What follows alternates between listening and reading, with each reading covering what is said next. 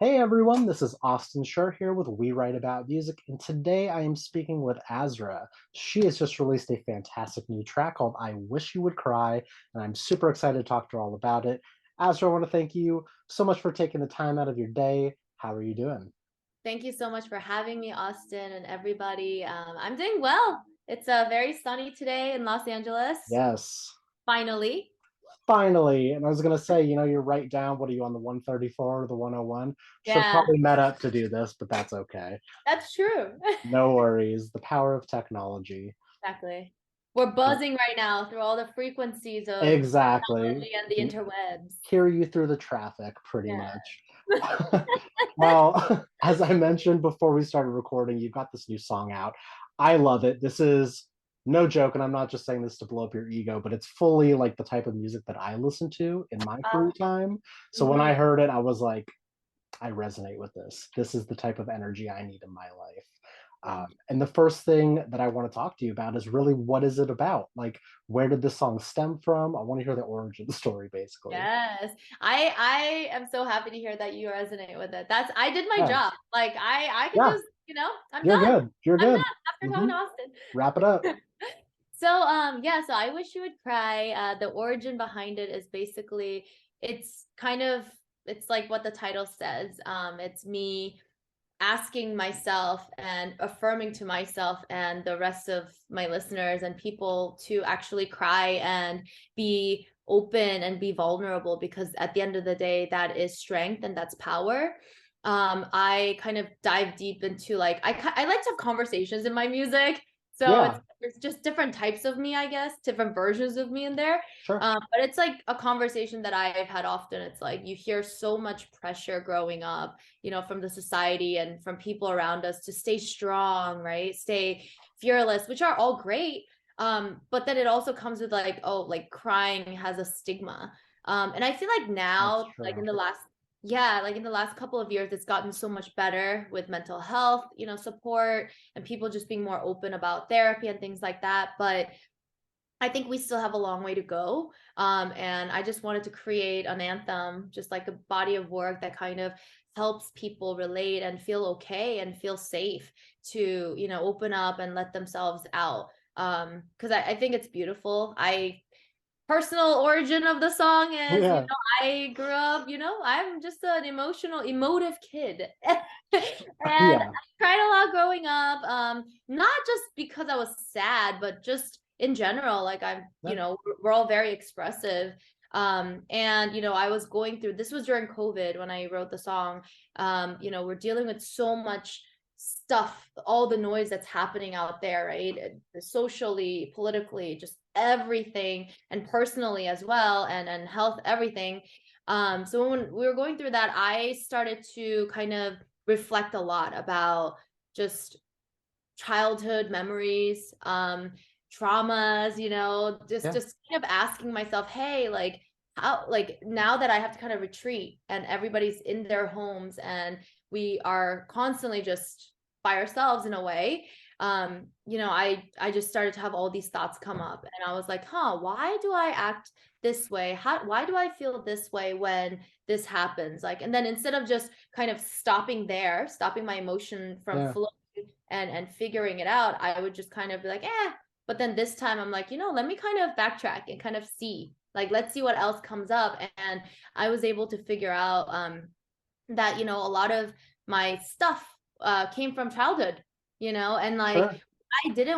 why didn't I spend time to actually dive into certain things and, instead of just keep letting it repeat or, come into different shapes of fruition.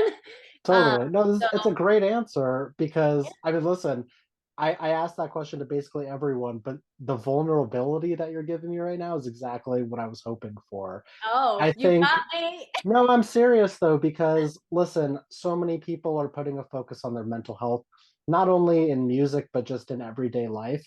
But like Mm, you said, we're still not there. And it's not something that just happens overnight because so many people are like, it doesn't exist. But like if you keep putting it in front of their face and creating this awareness through your music that not only yeah. resonates with you, but is extremely relatable music, that's what it's all about right there. I fully respect it. I'm happy that you did it. Yes, Um, thank you. Another thing I really want to hear about though is like, so you operate as AZRA, it's a solo project, but how does it work in the background with putting the music together? Like Oh wow, it's producers, the definitely team. I'm sure it's not a one person project, although maybe it is. oh no, it's not a one Okay, okay, project. got it. I'm sure Austin, you know, like being in music as well, just Sure, sure. the world. I mean, Yeah, takes a lot of people, a lot of creatives and talents to create a song and put it out there. oh yeah. I always tell my friends who aren't in music, I'm like, that song that you're hearing on the radio or on Spotify, like it didn't just land in your ears, it No, no, went no. through lots of people and Yeah, energies. So with my music, yeah, I work well for I Wish You'd Cry and like the new EP that I'm working on and things like that. I work with producers, talented producers, co-writers. yeah, I write on my own, but I also love to collaborate. So when it comes sure. to, like actually thinking about putting out records and music, I'm like, I wanna just put my energy in there, but also find other talented collaborators to collaborate with. So, and then, obviously there's a mixed engineer, there's the vocal The whole producers, thing, there's right? like mastering and all these amazing people. And then I also have my awesome team of, non specifically music people, Yeah. just working with me. So it takes a village. It really does. No, I think a majority of people that listen to music, they take it for granted, but they also don't think behind the curtain. They're just Mm, like, "This song is good. Next." Like, that's really yeah. all that happens. Yeah. Next, there's like So 10,000 other songs. right, but yeah, no, the fact I mean, yeah, you have to give props to the people that help make your vision come true. Absolutely. I can't do this alone. No, And I'm so absolutely not. grateful for Be people around impossible. me. Yes, all the support. It's amazing. Another thing that I really love about this song is that it doesn't pull from just one style. Like you're Mhm. obviously influenced and inspired by so much. The moment I listened, I got that nostalgic, like mid 2000s pop punk bang your head, middle school, like, yeah, that's the feeling that I got. And I don't know how old you are, but like Yeah. that's what I got from it. Uh-huh. Uh-huh. I want to hear from you though. Like what's your elevator pitch for this song? How are you explaining it to people that haven't, listened to it yet? Yeah. Actually, that's a good question. Like, I haven't thought about an elevator pitch, but the phrase that comes Um, into my mind is, I just wish you would cry. Okay. there you go. Yeah, but anyway, so yeah, so the basically it's it's when you mention like it combines different genres, that's Mhm. so accurate because Oh yeah. with I Wish You Would Cry, I came up with my own genre in general with my music. It's called substance pop. Sure. And that's kind of how I describe I Wish You'd Cry as well. And substance pop basically blends all of my influences growing up. So I was born in South Korea and I Wow. moved here when I was young. So I started middle school in America. And when I came here, I didn't know a single word in English. I only knew like half of the Oh, alphabet. jeez. Yeah, and I learned English through music. So, growing up in Korea, my mom, she sang in the choir, and I always grew up like in a very musical setting. She Yeah. was like an avid vinyl collector. Like she always had Awesome. like, Michael Jackson and all these American artists, Yeah. Of blasting in the house. So, but also K-pop as well, like course. K-pop artists. So when I came to America, I basically not only kind of dived more into like pop music and American music from like hip hop to R&B to rock, punk. Yeah. Like my entire high school life was me hanging out with metalhead friends. So Love it. like I feel that's it. when I I got feel it. into like And yeah, yeah. the energy of the music fully gives that off. So I'm not surprised to hear that. Yeah. So I'd say like it definitely has a blend of cape like I don't it's like pop rock, it's got that anthemic, that Yep. big belty ballad pop Yeah. vocal sound mixed with grungy like punk metal, and then it has some bits of K-pop in there because Mhm. I'm a melody girl and I think that K-pop Sure. songs are so melodic. Yeah. And when I write, like I have that influence in me. So That's awesome. yeah. I Honestly, don't know if perfect that was an answer. elevator pitch. It would have this is a long elevator. That's this is yeah, we're going to like the 50th floor on this elevator, but that's okay. Keep I going think up. the door opened and they were so like, I just need to know what the song is about. They let it close. and you kept talking about it, and that's okay. So obviously, if you're listening and that sounds like something you'd want to check out, then like, you can just stop listening now and go listen to the song. Just kidding though. I no, really, I think that's a great description of it because it does pull on so many of those influences though. Something I want to look forward to the future without taking the focus away from the song. Are you planning on experimenting, like in the future on future songs? You said this is part of an EP. Is it going to be similar in vein? Are there going to be twists and turns, surprises? What can people expect without you saying too much? I think they can expect everything from this Ooh, EP. okay. Yes. Yes. I like to kind of, so I have this world that I've created and I Sure. share with my listeners and AZRA deities. Hmm. Um, People named that themselves. So Love now that. Love AZRA that. deities in the sixth dimension. And I like to dive into different layers. And that's where like the whole term substance pop comes from, Yeah, which is like music that's catchy and it sounds very mainstream, but then when you listen to it, it's got depth and it just keeps on like every time you hear it, it takes you to a different dimension. yeah, So yes, All Out, which was a single I just released a couple of weeks ago, and then I Wish You Would Cry. It they might sound a little bit similar in a way where it's like energy and it's got that rock sure. vibe, but they're two different vibe songs. Like Okay. so I Wish You Would Cry, I'd say like it's very, I don't want to give too much away. No, Well, that's okay. I don't it's want you already, yeah, to. it's already out. So it's got that like melancholy vibe, right? It's still very like hard Cool. hitting, but it's got that nostalgic, emotional, vulnerable vibe. Whereas All Out is like fearless. It's like we're gonna celebrate everything, including our recklessness, and Yeah, that's this is who I am. The rest of the music, let me just say, it just dives into different layers and different levels of our human emotions, yeah. which is what I'm always fascinated about. No, that's the perfect answer without giving too much away. I also think that you don't want to experiment too much to where every song sounds like a completely different artist, Hmm. especially for someone putting an EP together that you kind of want to focus on that cohesiveness. When like someone listens to the full record, they get immersed into it. They're like, this Yes, is an AZRA record. And though maybe songs are slightly different, like I still got so much out of the experience of it. So that's yes, what I think you're heading towards, and that's what I'm excited for. So we'll see. yes. We'll see. Um, have you played shows? Is that something that has happened, is happening? What's going on with that?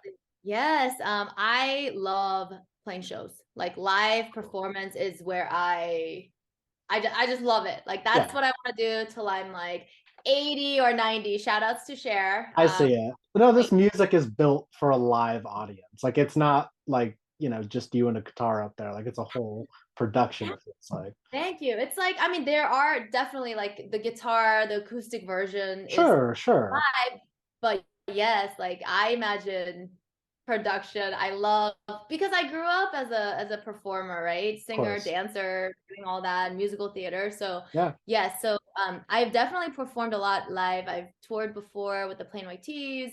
I've cool. done a lot of Pride festivals. I'm a very, very serious ally of the LGBTQ community. And I have many reasons for that, but at the end of like I'm just very supportive of it. Sure. And yeah, and then I've done venues like when I first started to release music, or even before then, I was, hitting all the open mic spots, like in Philly, New York, Oh yeah. Hollywood, drag clubs, I was so accepted Yeah, by and then I moved on to different venues. So I've pretty much played at a lot of venues, quite a lot of venues around Los Angeles, cool. and New York and Philly, and I'm hoping to do more of that. So, um, Nice. yeah, stay tuned for some live show news. Yeah, I mean, I'm sure that there's plenty on the way. Yeah. Which kind of brings me to my next thing that it all ties together is so we're like a few days into April at this point. I can't believe we're like a quarter finished So with this year. fast. Yeah. Ridiculous. That's a whole nother conversation. But I kind of want to take a look at this year as a whole. So, like, again, you don't have to say too much, but what are some goals that you'd potentially like to hit by year's end, or some things that you foresee happening? Hmm. So I have like, I believe in having like a big vision, right? That's what Vision. it's all about. You have to Yes. plan in some You have to capacity. plan. Yes. You got to Yeah. have this vision. So I have this vision, which is like very long term, Sure, obviously. sure. And then goals, like I don't like to set goals too way out, like too far out, Yeah. because it's important to stay present while having a very clear vision. Yes. But I guess like some of the high level goals for this year is definitely playing more live. I am so excited to play more live, go on tour, hopefully, fingers Yeah. crossed. Release more music, bring music to people. And I definitely want to just find more ways to connect with people genuinely, not just through the interwebs, like not just through the digital streams and the digital world. So Yeah. I'm a huge advocate in youth empowerment and women empowerment. And when I say youth empowerment, it's not just like kids. It's like it includes people with youthful minds as well. Of So course. I love to, like, when I can, I love to go to different schools, nonprofit organizations, and Nice. like to just kind of go and put on a little show. And then like I also have a book that I wrote, so I like to share that. Oh, Yeah, so I think that's one of my goals too, is like really build that out, reach more kids. Oh, you my sweater. I'm oh, like geez. more kids, and then boom. That's Okay. okay. I kind of love that though. Oh yeah. It's amazing. So yeah, so that's one of my goals, just to figure out a way, like how can I as an artist create and just dive deeper into who I am as well as my art, Yeah. and learn more about my fans and my listeners and people, to find a way to connect with them more. So I think that's the biggest thing. It's like reaching more souls and hearts genuinely, whether it be through the Yeah. interwebs or in person. No, I mean, that's the toughest thing now is it's obviously we're all compelled to be on social media and get our name out there musically or whatever. And you're always feeling like this need to build a community and Mhm. which, is like fans, but there's no better thing than actually being face to face and building those real things. And like I said, Yeah. I know we're on Zoom right now, but had I known you were in Los Angeles, like doing something in person, it's Yeah. so much better and it's more real. And there's nothing Yeah. wrong with this, but I fully get what you're saying. Yeah. So But the fact I that feel you're like doing that, it's you're awesome. Yeah, I feel like you're such a real person. Like I can feel your genuine vibe. I So mean, I next love time, music. I yes, yes, literally quit my corporate marketing healthcare job to like it's like, oh, maybe I'll just like start a publication and boom, full-time job. So yeah, you got to follow your passions and do your thing. hell yeah, kudos to you. I There we actually, I are. actually had a corporate gig as well. Yeah. I Yeah, kind I of mean, you have to make money, right? So absolutely, wow, yeah, respect, Austin. there we go. Yes. I have a couple more questions for you at this point. You've already sort of touched on this in some capacity, but is there one unreleased song of yours that you're most looking forward to people hearing? Every single one. Cool. That's okay. Yes, I mean, I'm just like, I get really excited about every song, because try to figure out when I'm putting like an album together, I'm very Yeah, intentional. sure. And it all has to kind of, like you said, cohesive. Everything has to like tell a certain story and certain message and a vibe. Yep.